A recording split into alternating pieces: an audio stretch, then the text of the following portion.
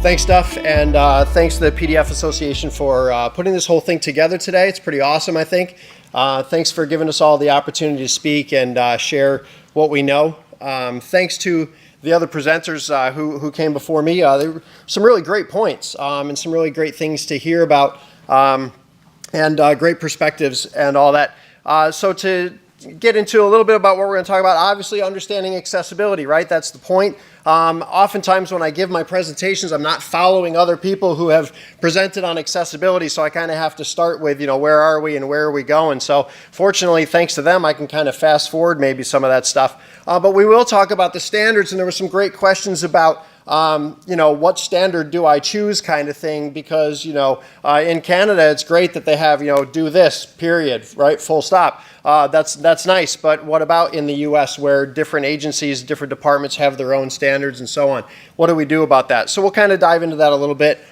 We'll talk about some of the challenges that your organization or your agency might face, and then we'll talk about a plan in dealing with your PDFs, right? So Bevy did a great job talking about, going back to the source and fixing your source documents, but what if you can't, right? Sometimes you can't, so you're stuck with this PDF. What do you do about it now? So how do you, you've got this pile of PDF trillions a year, as Duff said earlier this morning. What do we do about that? Tips for your organization in creating a plan to, ensure that your documents are accessible.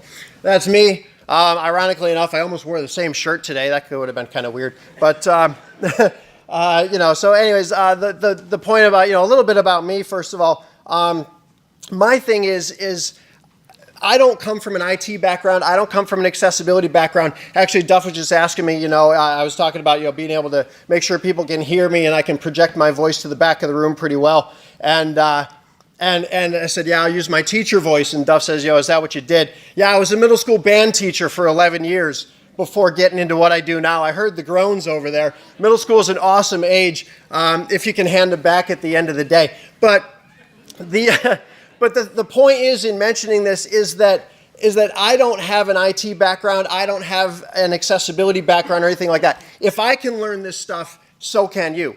Ask the questions, talk to people, but it's doable, it's learnable, right? So talking about disability, oftentimes you have to explain what is document accessibility, right? Making sure that everybody can read PDFs. I was at a healthcare conference one time and a hospital director came by the booth, and so we're talking. I said, are your PDFs accessible? And he says, well, I can open them whenever I need to.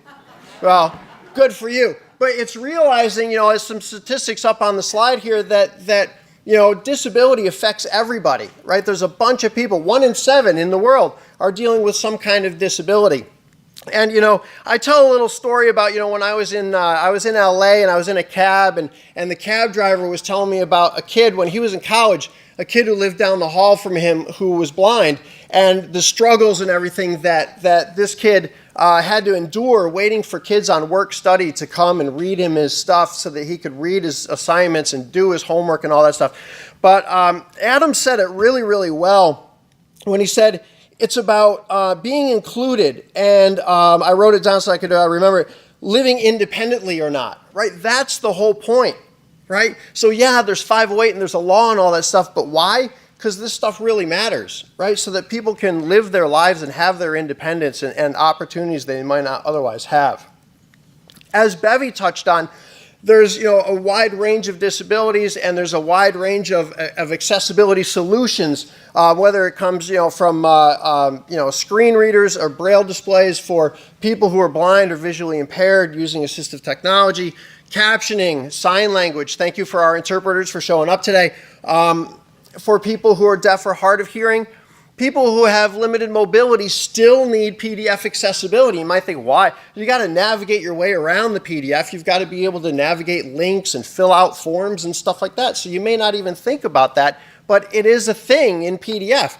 And of course, as Bevy spent a lot of great tips there talking to document designers, when you're going back to the source.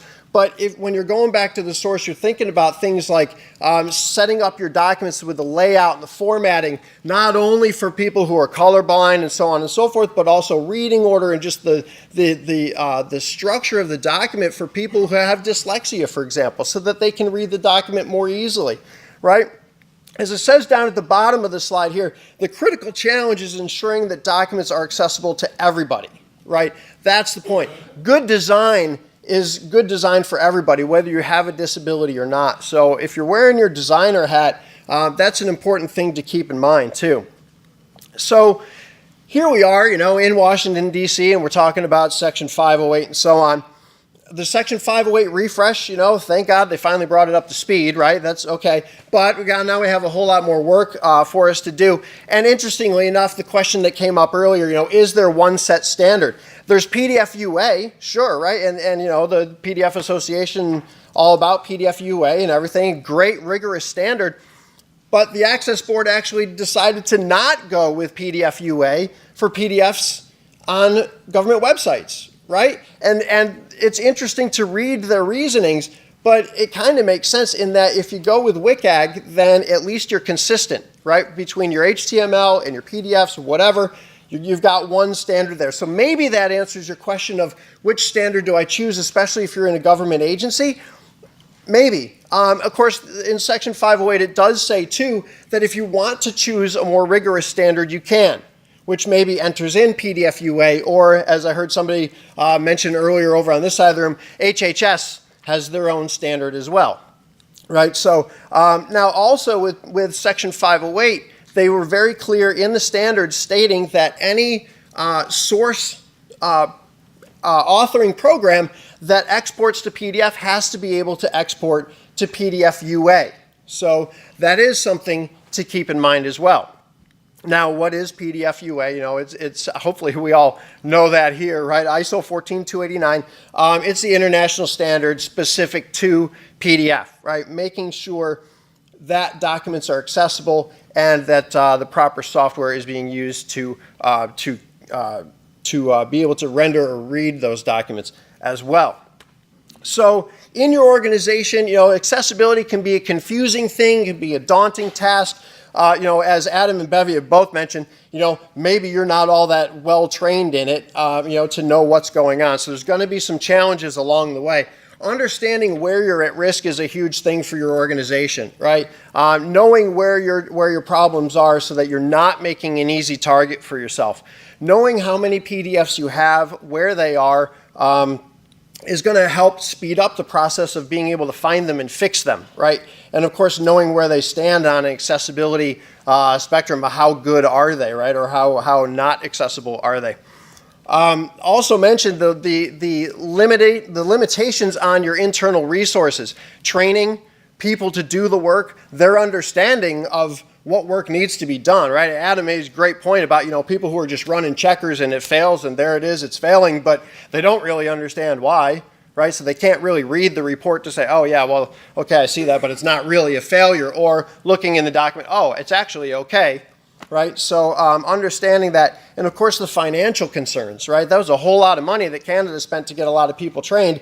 Your organization, your agency probably doesn't have that much money sitting around to put into the bucket for 508 training, right? And for remediation and so on. So all of these are challenges that your organization, your agency possibly could face. So there's on the slide now a 5-phase plan towards reaching PDF accessibility, right? And fortunately, this is going to be available, I guess, on the PDF Association website and so on, so you don't have to write it all down now. But we'll take a little closer look at these phases as we go here. The first phase being review and assess and find out what your situation is. Then your second phase is come up with a strategy and plan for accessibility, right? For your PDF accessibility specifically. Then implementing not only the remediation and all that stuff, but this is where Bevy's thing will come in talking to your document designers and implementing accessibility from the start, taking a proactive approach. Number 4 is expanding the program. Maybe you outsourced a bunch of stuff beforehand. Maybe you're going to bring more stuff in now, kind of take it over a little bit, do a little bit more internally. And number 5, reporting, right? Maintaining the awareness of what's going on in your organization and where you stand, where your PDFs stand, so that you're not being caught off guard.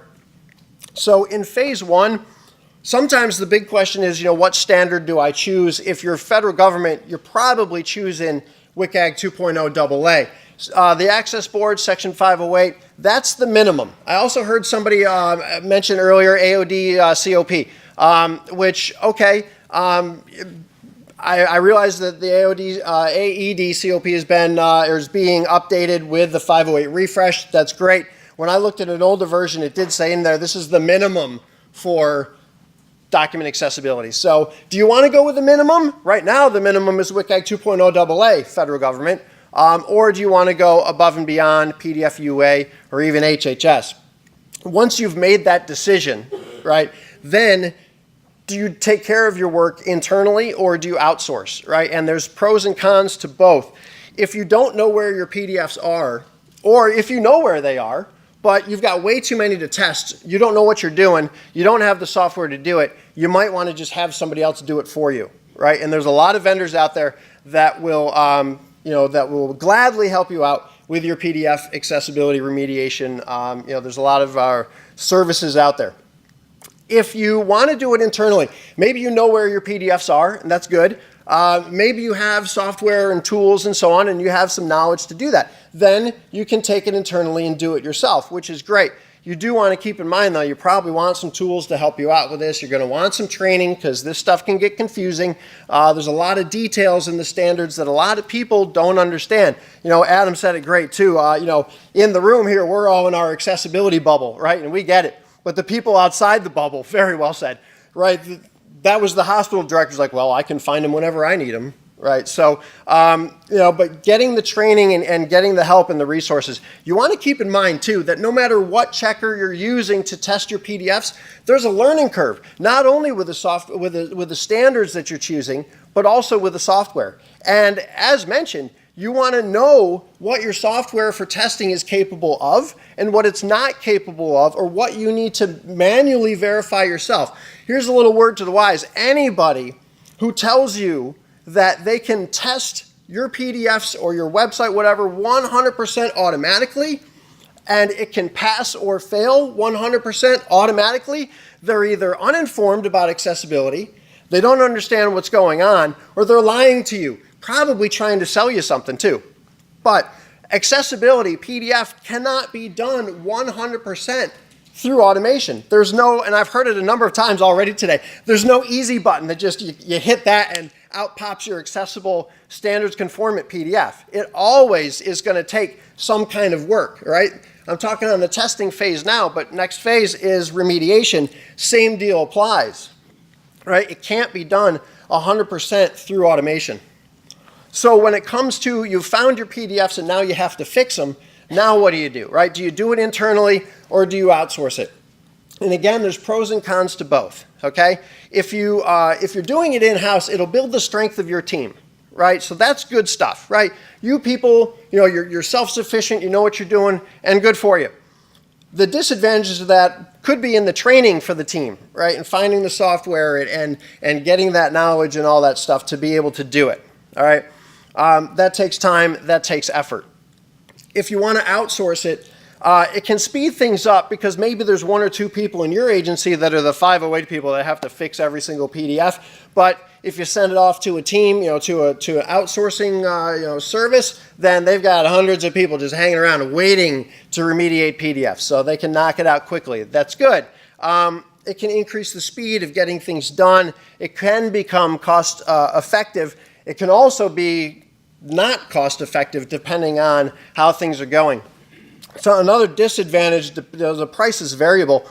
You want to make sure that you choose a reputable vendor so that your vendor really understands PDF and they're really testing against the stuff that they're testing against and they're really fixing the stuff that they're saying. A good vendor will stand behind their work. Not only will they fix your PDFs for you, but they'll give you a guarantee that it passes, that it's standards conformant. You want to work out with your vendor, in the contract and so on, what needs to be done, at what level, and how you are going to verify with your vendor that they're getting their work done, right? And then the other side of that is a reputable vendor is going to stand behind their work, and should a legal situation come up, then they're going to stand with you and say, yep, we fixed it, it's good, we stand behind our work, right? So you want to do your research with your vendors if you're choosing to outsource. Phase 3, now we're getting into implementation. This is from the document design standpoint, right? So we've tested our PDFs, we've found them, we're working on fixing them, maybe we're doing it internally, maybe we're doing it externally, right, outsourcing, but now we're talking to our document designers, and Bevy spent, a lot of time on this, a lot of great time. She's still here. Cool.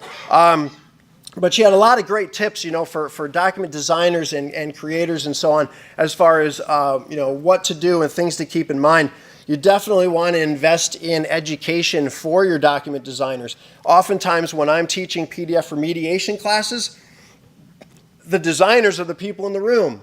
And when I say to them, yeah, so you've got this situation going on in your PDF and you have to fix it, the designers start to think, oh, okay, so if I don't do this mess when I'm creating the document, then I don't have to fix it later, right? If I set my document up a little bit better ahead of time, then maybe it'll make it easier to fix, or I don't even have to fix it later, right? And coming back to, as Bevy was talking about, exporting from Word to Acrobat and then having to PDF and then having to kind of touch up some stuff. Maybe not, depending on what you're using to export to PDF and what your settings are, for example, in Word and how you're going about that. Definitely want to learn about that stuff too. But you want to bring your processes inside, for your document creators. Keep things in mind. Use the accessibility checkers that are in the software. Maybe, as I think it was Adam pointed out in the kind of side conversation, Word's checker doesn't verify to a standard, right? Adam, wasn't there?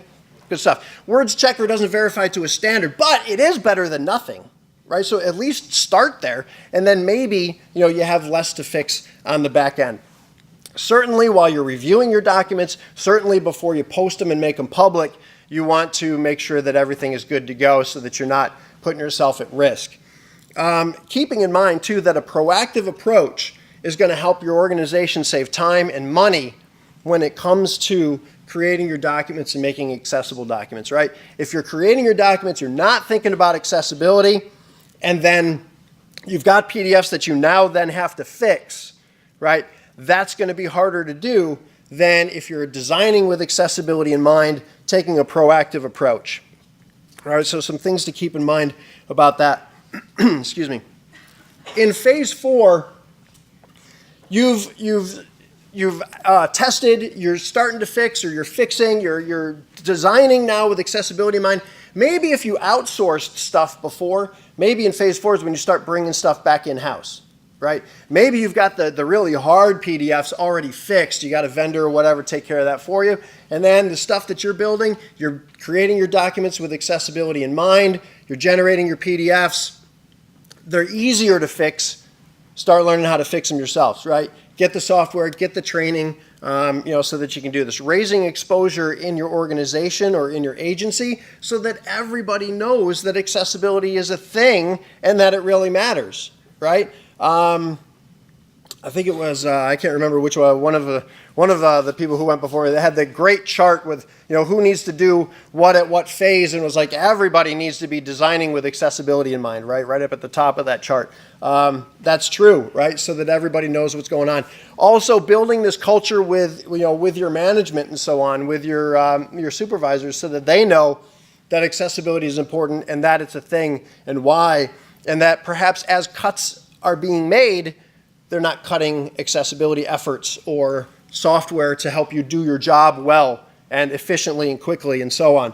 And then finally, phase 5, monitoring your situation to make sure that once you've reached accessibility, right, that you maintain that. There's been a number of lawsuits about websites and web content not being accessible. And all of those cases that have settled, they all include some piece of not only do you have to make your website accessible, but you also have to monitor to make sure moving forward that it stays accessible, right? So an important piece. Again, vendors will do this for you, but make sure that when it comes to PDF, you've got a vendor that really understands PDF. this is kind of a recap. Are you doing it in-house or not? Again, this will be available to you. Whether or not you want to do things that way, and then some tips for your organization. Fortunately, because I'm running out of time and I do want to save time for questions, but Bevy had great tips for your organization as far as things to do and the people, stuff that they need to know about creating a team and gaining executive support and building accessibility into your organization from the ground up so that everybody knows that it's important. And then for your documents themselves, maybe it's going back to the source or figuring out what your document inventory is, where to go from there. Take care of the easy targets first, right? If you've got documents on your website that people have to read, make sure that they're accessible, right? Internally too, because Section 508 not only is public facing, but it's also your internal. Make sure that the stuff that everybody needs access to is actually accessible, right? Not only can they find it, but can everybody read it? All right, so just kind of fast forward. Again, that's me in the same shirt. If you want to reach out to me, you can. But thanks for coming and take any questions that are available. Thanks. Questions for Paul? If you're on that far side of the room, please use the microphone that's over there stationed. Otherwise, I'll try and repeat your question or run the microphone to you. Questions? Will these slides be available to individuals at Maris site after today's presentation? Question is, will the slides be available after the presentation? And our plan has been to make the videos available, but I think we're hearing a lot that we want the slides as well, so they'll be posted on the PDF Association website. Hi, me again. My name's Andrea, by the way. I was told if I wanted to maybe look into having an external contractor do this work, or maybe do it in-house, and if it works out with these experts, to do a white paper. So, all right, so my question is, does anybody here, or does the PDF Association have a white paper template or something that helps me make that argument to management that it will actually save us time and money to have it done externally? And is there some kind of algorithm that we could use with all these different pieces? So now that you have a microphone, I'm going to ask you to summarize your question briefly. Right. So is there a algorithm or some type of template that we could use when we're talking to our management to make the justification for doing an external hire or doing it in-house? Is there something that will help us, guide us through that? That would be great, wouldn't it? Duff. I would suggest I would go to a company that did that for me. Right. No, I know. I hear you. And having something there, having something set for your argument, would be great. Does the PDF Association have? The PDF Association does not have a template white paper, or such a document. It's an interesting idea. We'll think about that. I think you'd find that there are a number of vendors here who would be delighted to take on that role. Part of the issue is that everybody's circumstances are very individual. If your documents tend to be very technical in nature, that implies something quite distinct about the nature of the argument that you're going to be making to management. If they tend to include a lot of tables, that implies something yet again that's a little different.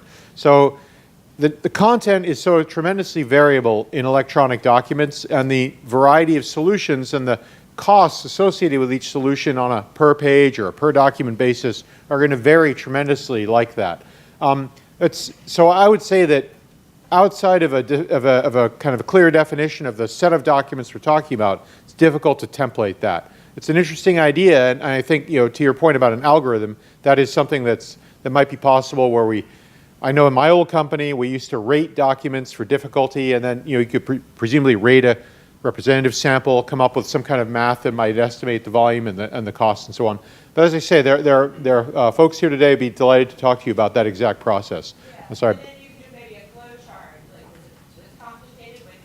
For a flow chart, for example, yep, yep. Just to kind of touch on that real quick, yeah, as Duff said, there's vendors here who have something like that available. So you might find that helpful in today's event. Other questions? Now, you referenced automation processes, and my question really is, you can't really use you can't really use an automated tool for remediation processes, but what about the concept of developing documents in the forefront, high volume type documents, invoices, Sure. Social Security information, stuff like that?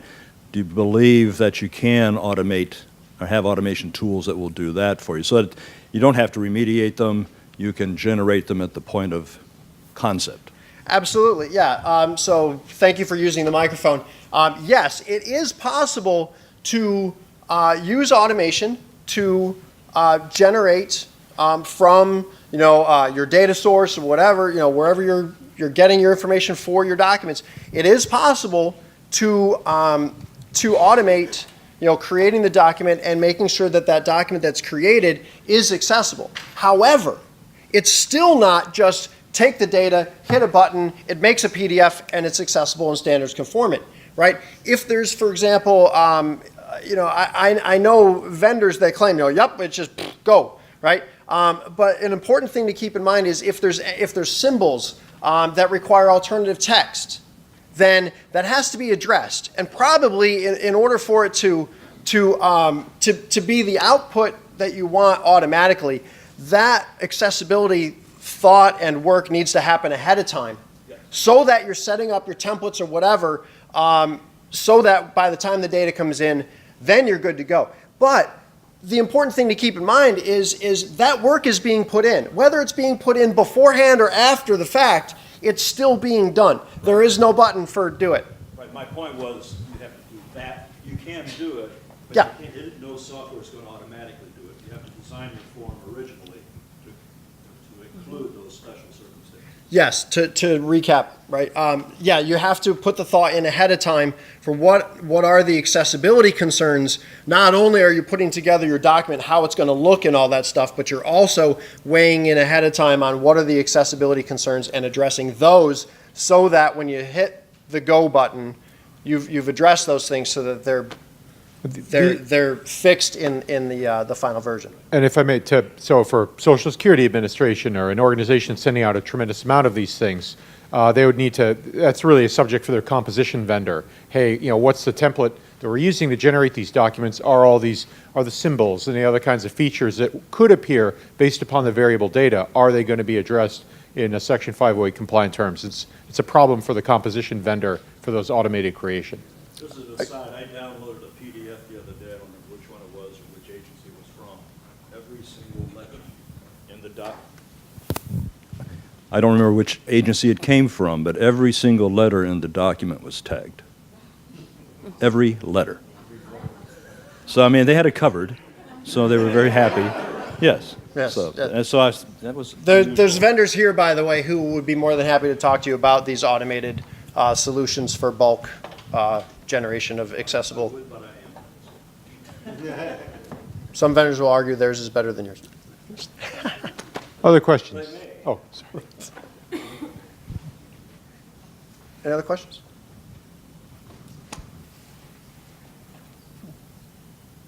They're dumbfounded or awestruck.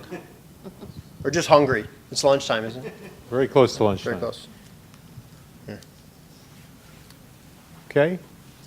Last one. Hello. In these conflicting standards that you're talking about between the Health and Human Services, I suppose, and some of these others, whoever they may be. Not conflicting, but we'll come back to it. Sorry, go ahead. All right. Yeah. Is it going to end up, if there's a court suit, will it always end up being the courts that decide what the standard's going to end up be? Are they going to be the final mediator of what the PDF UA should look like? In our society, maybe not in Canada, but... Good question. So is it going to come down to the court decision? In the federal government, it's, Section 508, first of all, says that every agency is responsible for governing themselves, right? So when it comes down to it, if there's an issue, every agency is going to come up with their own answer for I guess, what to do about it and so on. And I think in the federal government, really, it doesn't come down to lawsuits and who's getting paid and all that stuff. It's more just, all right, we got caught. We need to make sure this stuff is accessible, right? Now, the standards aren't conflicting, right? To clear that up, hopefully a little bit, WCAG 2.0 and PDF UA don't conflict with each other, right? WCAG is a standard, PDF UA is a standard, but you can't, if you do whatever you need to do to pass one, it's not going to make you do stuff that makes you fail in the other one, right? Same with HHS, okay? So they can all live in harmony together. It's just what level do you want to go at, right? So Section 508, the law, states that now the minimum standard for accessibility and conformance is WCAG 2.0 AA. But Access Board says if you want to choose something more rigorous, then you can, right? And you can use PDF UA and the Matterhorn protocol to test against WCAG to make sure that your document, your PDFs are WCAG 2.0 AA conformant, right? You can use one to test and make sure, right? There's not always a one-to-one alignment between PDF UA and WCAG, but they're close enough, and again, there's no conflict between the two. Right. Now, when we come to outside the federal government, who's to decide? Is it the courts or whatever? That's the whole thing now, and unfortunately, ADA is not really clear. There's kind of a touch to web content and so on, but it's not really clear, cut and dry. So yeah, at this point, it is coming down to the courts deciding, the Winn-Dixie case where it went to court and Winn-Dixie lost, and then there's other cases out there that, are being settled or some of them are being dismissed. So, yeah.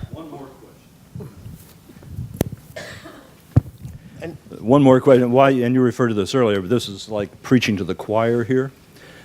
How come these issues are not more widely distributed in the general population? The whole society of the United States and Canada are not really aware of the ability to demand 508 or accessibility.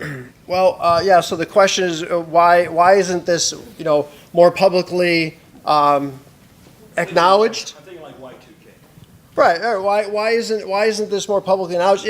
There's more and more lawsuits being filed every year for inaccessible websites and electronic content. So I think it is becoming more and more of a thing, if you will. So it's just a matter of time. Unfortunately, the ADA isn't going to be refreshed. So we kind of have what we have, but I think it is becoming more popular. There was one more question? Yeah, well, I have a comment on this, and that is my firm, we're working with lawyers who are in the advocacy realm for disabilities, advocacy groups around the world, around the country in this case. And a model we might want to look at, this is kind of new. We've moved to a new level of accessibility in the federal government last week when the refresh came into effect. Before that, under the old law, a ruling, it was very difficult for someone to bring a lawsuit against an agency because it was just, it was an old law. It was written 20 years ago, before we had iPhones and iPads and so much of our technology, hardware and software that we have today. So it was really a mixed bag, and it was difficult to kind of nail down a violation and get a ruling on it. We did get some, but they're few and far between. In terms of what could happen, and I'm using as a model what has been happening for the last 30 years in academia, which is not only under Section 508, but under various titles for equal access to education. Any of you with children who have disabilities in school, you know exactly what titles I'm talking about. And what happens there is that the lawsuit, well, it's not really a lawsuit, it starts as a complaint. Someone is disadvantaged. This is a civil rights case, okay? So someone is disadvantaged. They either file a formal complaint on their own or hire a lawyer or go through one of these advocacy groups with a lawyer to do this. And it goes through DOJ. It's DOJ that's going to probably make the first outreach to your agency about the problem. And DOJ isn't there to sue you. I mean, they're part of the federal government. What they want is a resolution, and they want it fixed. What will most likely happen comes out of this is that you will have to implement a long-term plan of not only what's wrong with the one document or website, web page that failed, but the whole plan for your entire realm of your ICT. So that's an awful lot of stuff at your agency. And they're going to want a working plan. So one of the good things for you to start doing now in your department, your division of the agency entirely, is figure out what this plan is going to be and put it in writing so that if DOJ knocks at your door, you can show them a plan that you are working in good faith on this. What you don't want happen is that where you go, it's accessible enough, or that's not covered, or start fighting us. You're going to lose that argument. It's just going to be a losing proposition for you. And you want to show DOJ, yes, we're starting that. We just hadn't gotten to that part of our website or materials yet, and we're working on it. And you might pump it up, and they'll give you a timeline. Get that done or get this part, and you'll phase in your accessibility. If it actually goes to a lawsuit against the federal government, that's tough to do because you have to kind of ask permission to sue the federal government through the lower court system. You can't just walk up to your agency and say, I'm suing you. That's different from the commercial world where an individual can go to any business and launch a lawsuit. Thanks for the comment, Bevy. Okay, we're going to move on to commercial presentations. Paul here has 4 minutes. He's on the clock to tell you a little about his company. And we're going to go through the presentations for companies that have been talking here. Afterwards, we'll have lunch.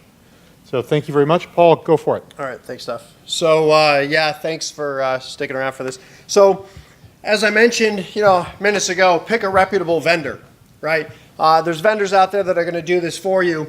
Pick a reputable one. So who's CommonLook, right? We've been in the PDF accessibility space for about 20 years now. In fact, we started in Canada with the common look and feel standard, right? When that became a thing. And then when Section 508 became a thing in the federal government, we moved south to warmer climates, and here we are. So we've got offices in US, Canada, and in Australia. We're worldwide, working with thousands of clients over a wide range of industries. As many of you in the room today have been trained, and I know use our software and our services and so on. Thank you for that. Not only, one of the things that sets us apart from other vendors who are going to do, your PDF remediation work for you, possibly.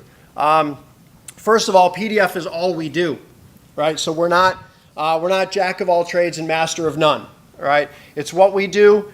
We do it every day, and like I said, we've been doing it for 20 years. Not only do we have remediation services where we will fix your documents for you, but we've got the software to test. We've got the software to help you fix your documents. Somebody mentioned earlier today that there are other programs out there that maybe are more clunky, less efficient, maybe more error prone. We pride ourselves in being none of those. Speed, efficiency, accuracy is what we're all about, and we'll teach you how to use it. So as Adam mentioned, you got to know how to use the testing tools and the fixing tools and so on. We'll help you know what errors you're looking at and how to fix them and all that stuff too. When it comes to our remediation services, we fix thousands of pages a day, and we will give you a guarantee for the work that we do. So you send us your PDFs, we'll guarantee that they pass whatever standard we've worked together for you to choose, whether it's WCAG 2.0 AA, PDF UA, HHS, whatever you choose. We've been doing this forever, and in fact, our Chief Technical Officer sits on the PDF UA board and has helped write some of the accessibility standards in PDF UA. So again, this is kind of where we live, and we're fairly confident saying we know PDF accessibility.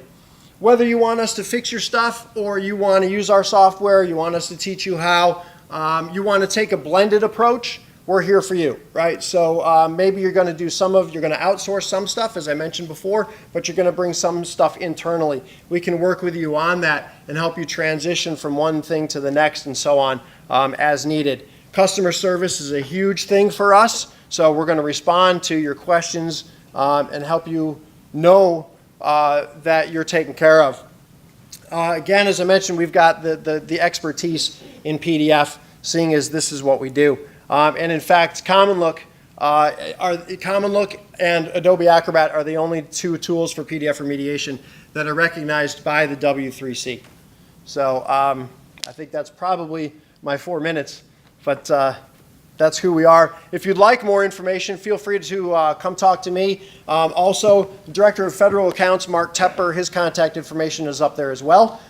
So feel free to reach out to him or any of our other account executives. Send an email to info@commonlook.com. Shoot me an email. Happy to answer any questions or anything like that.